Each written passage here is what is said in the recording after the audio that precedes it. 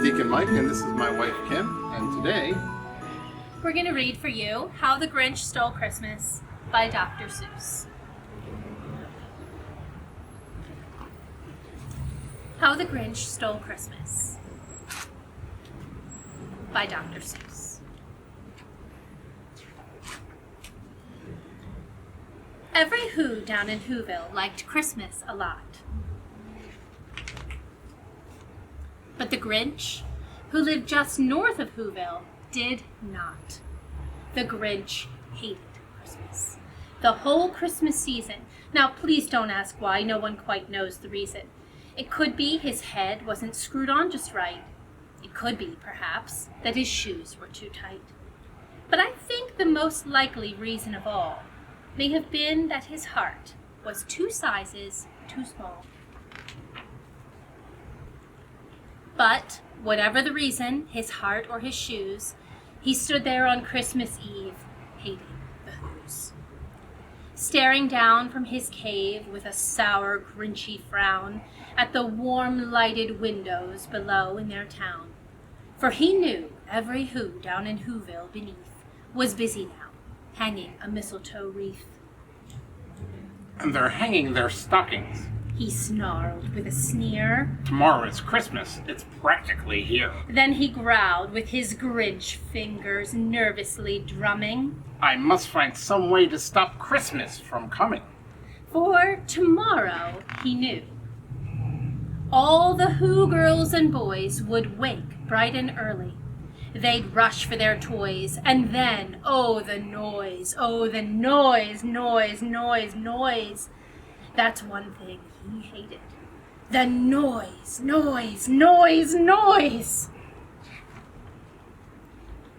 Then the Whos, young and old, would sit down to the feast, and they'd feast, and they'd feast, and they'd feast. They would feast on Who pudding and rare Who roast beast, which was something the Grinch couldn't stand in the least.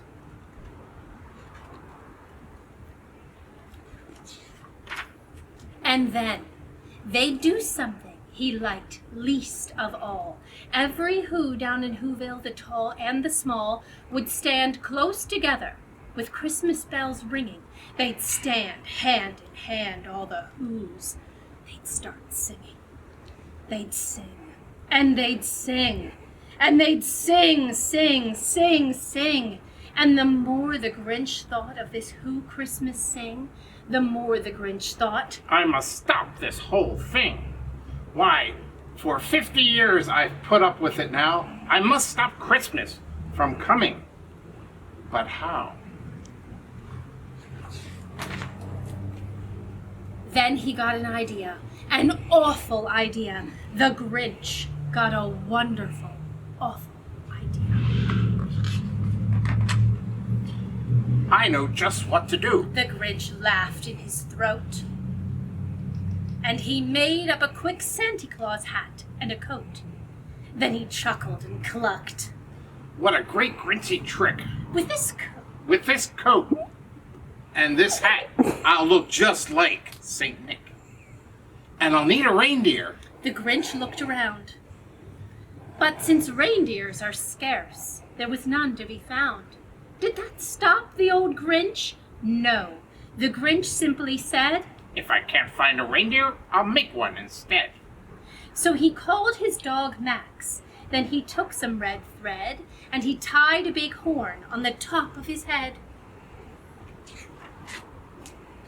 Then he loaded some bags and some old empty sacks on a ramshackle sleigh, and he hitched up old Max. Then the Grinch said, Giddy up! And the sleigh started down toward the homes where the Whos lay a snooze in their town. All their windows were dark.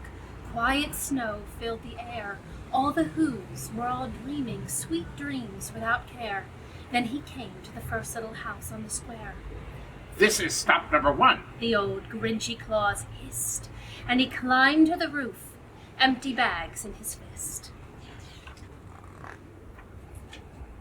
Then he slid down the chimney, a rather tight pinch.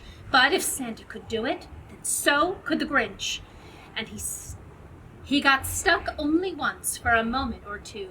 Then he stuck his head out of the fireplace flue, where the little Who stockings all hung in a row. These stockings He grinned. are the first things to go. Then he slithered and slunk, with a smile most unpleasant, around the whole room. He took every present. Pop guns and bicycles, roller skates, drums, checkerboards, tricycles, popcorn and plums, and he stuffed them in bags. Then the Grinch, very nimbly, stuffed all the bags, one by one, up the chimbley. Then he slunk to the icebox. He took the Who's feast. He took the Who pudding. He took the roast beast. He cleaned out that icebox as quick as a flash. Why, that Grinch even took their last can of Who hash.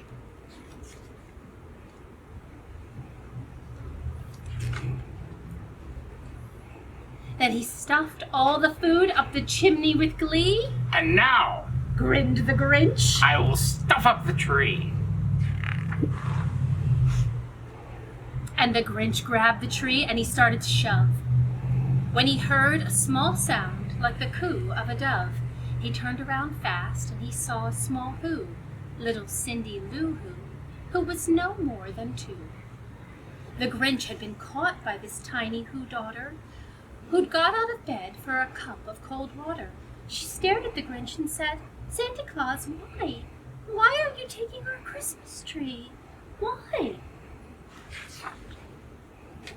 But you know, that old Grinch was so smart and so slick, he thought of a lie, and he thought it up quick. Why, my sweet little tot, The fake Santa Claus lied. there's a light on this tree that won't light on one side.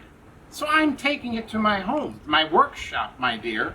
I'll fix it there, and I'll bring it back here. And his fib fooled the child. Then he patted her head, and he got her a drink, and he sent her to bed. And when Cindy Lou Who went to bed with her cup, he went to the chimney and stuffed the tree up. Then the last thing he took was the log for their fire. Then he went up the chimney himself, that old liar. On their walls he left nothing but hooks and some wire. And the one speck of food that he left in the house was a crumb that was even too small for a mouse. Then he did the same thing to the other Who's houses, leaving crumbs much too small for the other Who's mouses. It was 15:15 dawn, all the Who's still in bed. All the Who's still a snooze when he packed up his sled, packed it up with their presents, the ribbons, the wrappings, the tags and the tinsel, the trimmings, the trappings. 3,000 feet up the side of Mount Crumpet, he rode with his load to the tip-top to dump it. Pooh-pooh to the Who's. He was Grinchiously humming. They're finding out now that no Christmas is coming. They're just waking up, and I know just what they'll do. Their mouths will hang open a minute or two, then the Who's down in Whoville will all cry boo-hoo. That's the noise Grinned the Grinch. that I must hear. So he paused, and the Grinch put his hand to his ear, and he did hear a sound rising over the snow. It started in low, then it started to grow. But the sound wasn't sad. Why, this sound sounded merry. It couldn't be so, but it was merry, very. He stared down at Whoville. The Grinch popped his eyes, and he shook. What he saw was a shocking surprise. Every Who down in Whoville, the tall and the small, was singing without any presents at all. He hadn't stopped Christmas from coming. It came. Somehow or other, it came.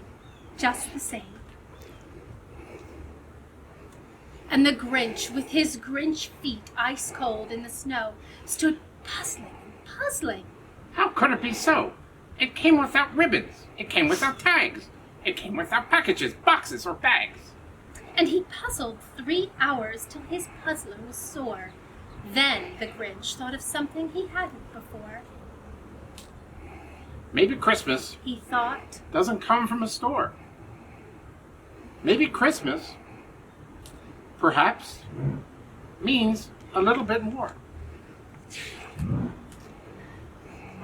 and what happened then? Well, in Whoville they say that the Grinch's small heart grew 3 sizes that day. And the minute his heart didn't feel quite so tight, he whizzed with his load through the bright morning light, and he brought back the toys and the food for the feast, and he himself, the Grinch, carved the roast.